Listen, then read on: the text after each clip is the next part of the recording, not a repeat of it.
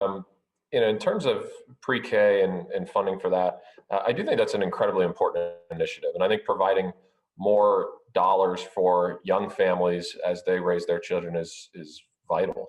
Personally, if I could sort of redo the tax code myself, I'd make sure that when families are investing in their kids, we give them as many tax breaks as possible. And then as you age up and you move up the income scale, obviously your dynamics change. You're not spending money on tuition for schools and daycares and things like that. I'll highlight the one thing that gives me a lot of pause. If you look at how they plan to pay for all of this, the biggest item that they have highlighted is basically increased tax enforcement. So the notion is you're going to almost double the size of the IRS and have the IRS audit more people, and they believe they'll be able to pay for that.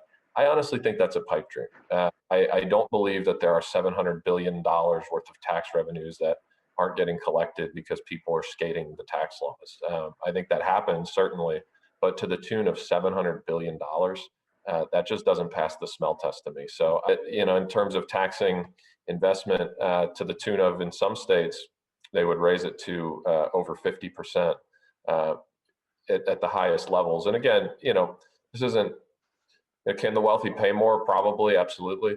But when you start taxing investment north of 50%, you're just going to get a lot less investment. Where is that middle ground for both sides to say, all right, here's what we should pay for, and here's how we can pay for it? I'll give you one that I think we could probably find bipartisan agreement on in terms of a pay for. And that's on the amount of foreign capital that's getting invested in. So if let's say you live in China and you want to invest in the U.S. economy, you can do that on incredibly favorable tax terms. And there's a ton of money coming into our country that way.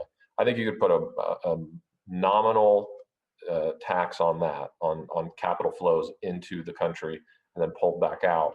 That I think would raise a good bit of revenue, and you could probably get bipartisan support. I don't think it would choke investment off. And when I say nominal, I mean in single digits or maybe even below single digits.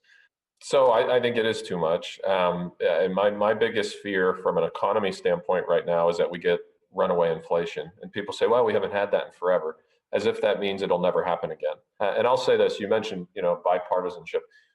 In a bipartisan way, we ran up the credit card on the federal government. That's not Republicans or Democrats. We both did it. So I think the Democrats have done it a lot worse in the last couple months, but we were part of that experience in the last year fighting COVID as well. So we all take some blame on that.